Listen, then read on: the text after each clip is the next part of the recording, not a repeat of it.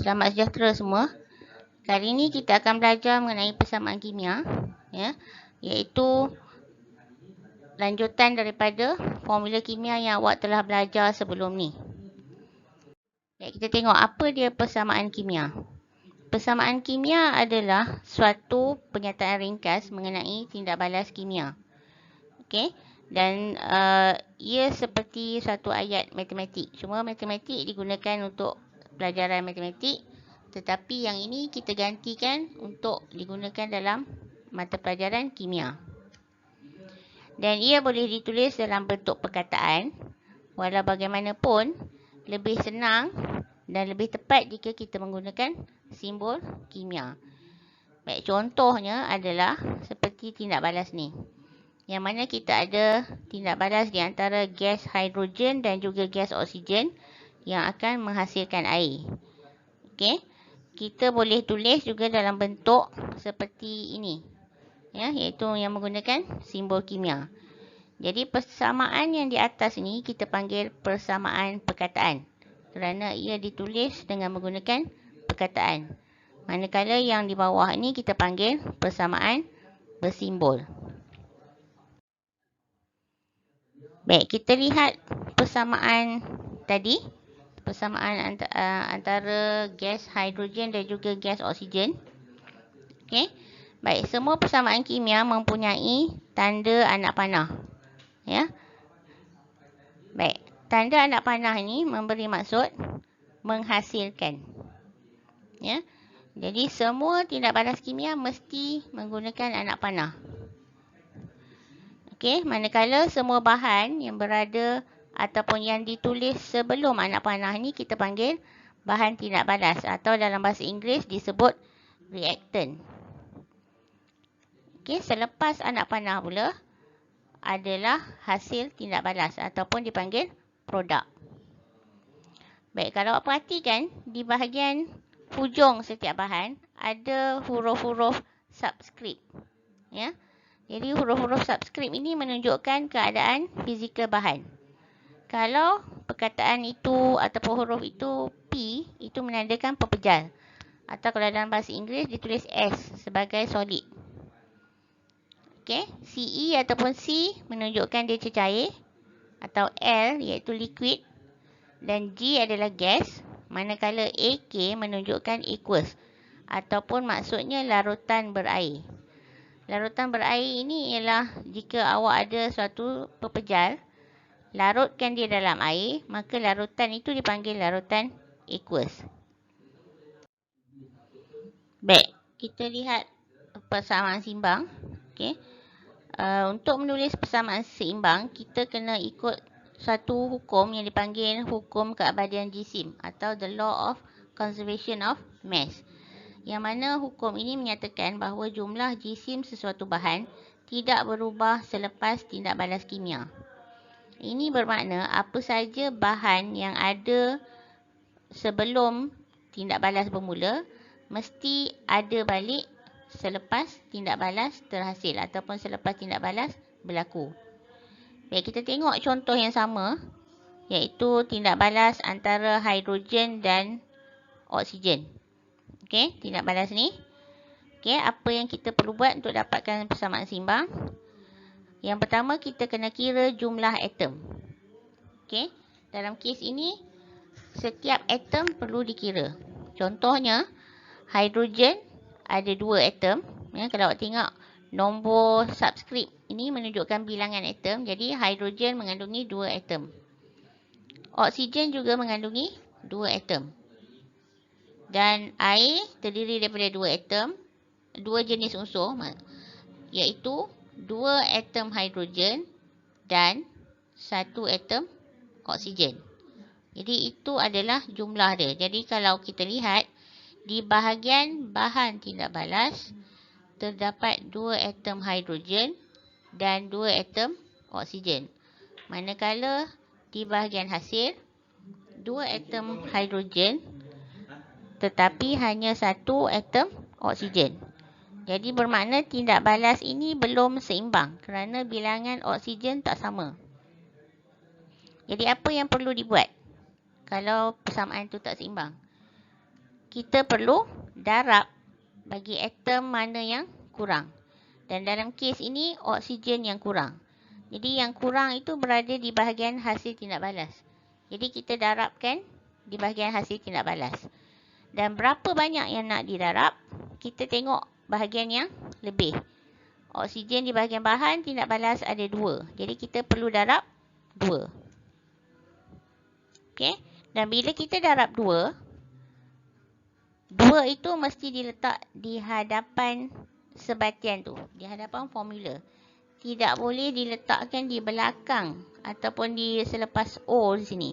Kerana bila dia jadi H2O2 itu dia menunjukkan dia telah jadi satu sebatian lain, iaitu hidrogen peroksida. Sedangkan hasil kita adalah air.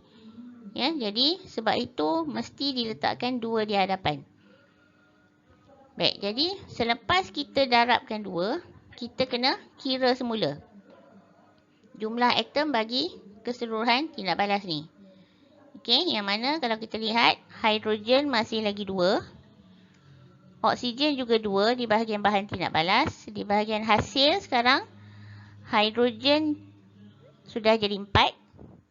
Manakala oksigen juga jadi 2. Kerana di sini, nombor 2 ni didarabkan dengan 2 di belakang hidrogen. Dan oksigen ini akan didarabkan dengan 2 di sini. Ya, oksigen ada 1, darab 2, maka kita dapat 2. Baik, kalau kita perhatikan sekarang, oksigen sudah seimbang. Sini ada 2, sini juga 2. Tapi, sekarang hidrogen pula tak seimbang. Di bahagian hasil kita ada 4, sedangkan di bahagian bahan hanya ada 2. Jadi kita kena buat perkara yang sama, iaitu kita darab atom mana yang kurang. Jadi berapa yang tak didarab? Okey. Oleh kerana hidrogen ni kurang 2 dan sini 4, maka kita darab 2. Darab 2 pada hidrogen. Dan lagi sekali bila kita darab, angka tu diletakkan di depan. Ya. Dan selepas kita darab ni, kita kira semula jumlah atom. Ya, jadi sekarang kita dapat hidrogen ni kita dapat 4. 2 darab 2. Okey, oksigen masih lagi 2. Okey. Di bahagian hasil pula kita dapat 4 hidrogen. 2 di sini darab 2. Dan oksigen 2 darab 1. Kita dapat 2. Jadi kalau perhatikan, hidrogen telah sama bilangan dia 4 dan 4. Oksigen juga sama 2 dan 2. Maka persamaan ini telah seimbang. Maka ini adalah persamaan seimbang bagi tindak balas antara hidrogen dan juga oksigen. Okey, kita tengok contoh lain. Yang pertama, antara kalsium karbonat ataupun penguraian kalsium karbonat kepada kalsium oksida dan juga karbon dioksida. Baik, langkah pertama kita kira dulu jumlah atom yang ada. Yang pertama, atom kalsium ada 1. Ya, sebab tak ada angka di sini bermaksud dia 1. Karbon juga 1. Oksigen 3. Ya, ada nombor subskrip di sini maka dia 3. Okey, di bahagian hasil, kalsium ada 1. Oksigen ada 1. Karbon 1. Dan oksigen lagi sekali ada 2. Maka jumlah oksigen di sini ialah 1 tambah 2 ialah 3. Jadi sekarang kita tengok. Kalsium di bahagian bahan ada 1. Hasil juga 1. Karbon 1. Di sini juga 1. Oksigen 3. Di sini 1 tambah 2, 3. Maka jumlahnya telah sama. Okey, jadi dalam kes ini kita tak perlu buat apa-apa. Maka ini adalah persamaan seimbang. Baik, contoh yang kedua. Okey, persamaan ni antara asid hidroklorik dengan natrium hidroksida. Kita akan dapat natrium klorida, garam dan juga air. Baik, seperti biasa, mula-mula kita kira jumlah atom yang ada. Okey. Atom hidrogen ada 1. Sini ada 1, jadi jumlahnya 2 di bahagian bahan tindak balas. Di bahagian hasil juga ada 2. Okey, jadi di sini 1 tambah 1, 2. Bahagian hasil 2. Jadi dah seimbang. Klorin 1 di bahagian bahan. Di bahagian hasil ada 1. Maka klorin juga seimbang. Natrium ada 1. Di bahagian hasil juga 1. Seimbang juga. Oksigen ada 1. Dan di sini juga 1. Maka semuanya telah seimbang. Maka kita tak perlu ubah apa-apa. Jadi ini adalah persamaan seimbang bagi tindak balas antara asid hidroklorik dan juga natrium hidroksida. Okey, sekarang kita tengok contoh yang lain. Tindak balas di antara kalium dan air yang akan menghasilkan kalium hidroksida dan juga gas hidrogen. Okey, seperti biasa kita kira dulu jumlah atom yang ada. Kalium di bahagian bahan tindak balas ada 1. Bahagian hasil juga ada 1. Hidrogen di sini ada 2. Okey, 2 sini. Di bahagian hasil 1 tambah 2, jadi ada 3. Hidrogen tak seimbang. Oksigen ada 1. Di sini juga 1. Maka kita lihat dalam tindak balas ini, dalam persamaan ini, yang tak seimbang adalah hidrogen. Okey. Bahagian bahan hanya ada 1.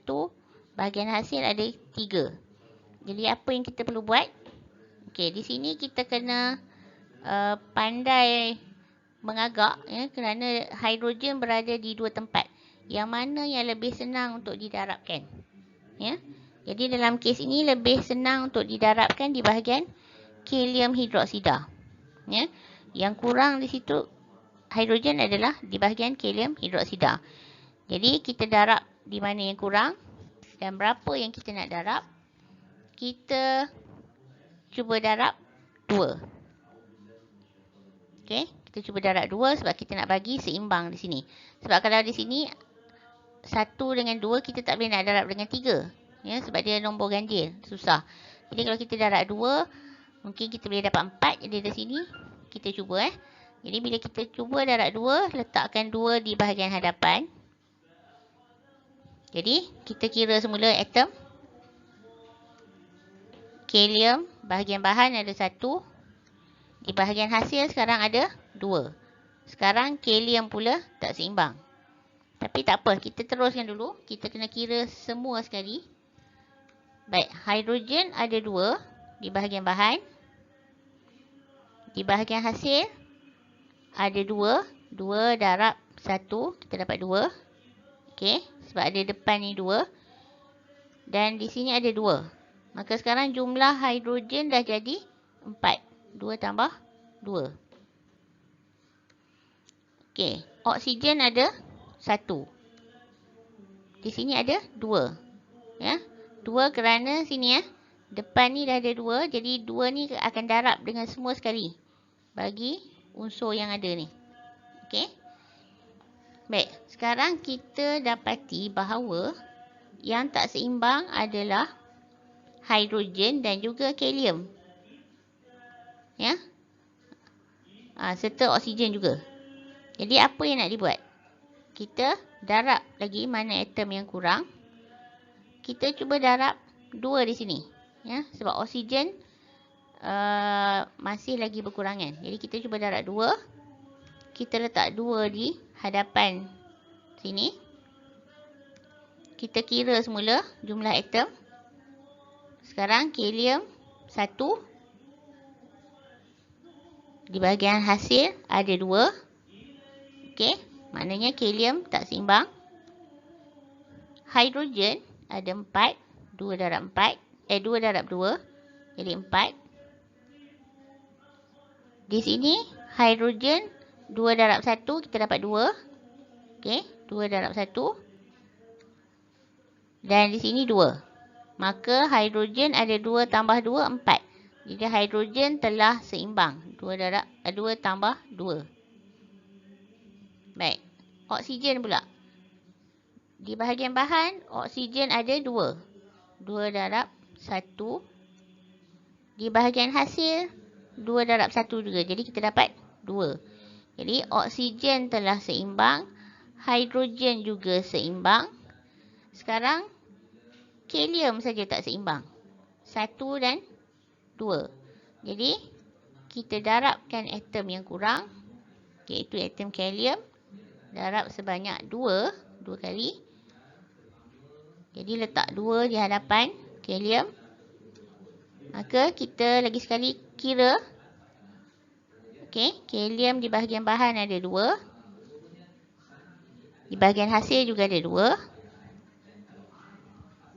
Hidrogen ada 4. Di bahagian hasil 2 tambah 2. Oksigen 2. 2 darab 1. Tambah dengan oksigen di sini. 2 darab 1. 2. Jadi sekarang semuanya telah seimbang. Maka ini adalah persamaan kimia seimbang bagi tindak balas kalium dan air. Ya. Baik. Jadi anda boleh teruskan, ya, cuba latihan pengukuhan di sini, iaitu di muka surat 70, aktiviti 3.17. Okey. Soalan pertama adalah persamaan perkataan. Awak tukarkan kepada persamaan bersimbol dan seimbangkan. Manakala soalan kedua telah diberi persamaan bersimbol, cuma awak seimbangkan semula persamaan tersebut. Okey. Dan beri perhatian juga ada satu lagi, ya, simbol, ya, iaitu tanda delta di sini. Tanda delta di bawah anak panah menunjukkan pemanasan berlaku dalam tindak balas tu. Okey, awak boleh baca di bahagian sini, ya. Baik, jadi selamat menjawab soalan. Okey, itu saja bagi persamaan kimia. Sekian, terima kasih.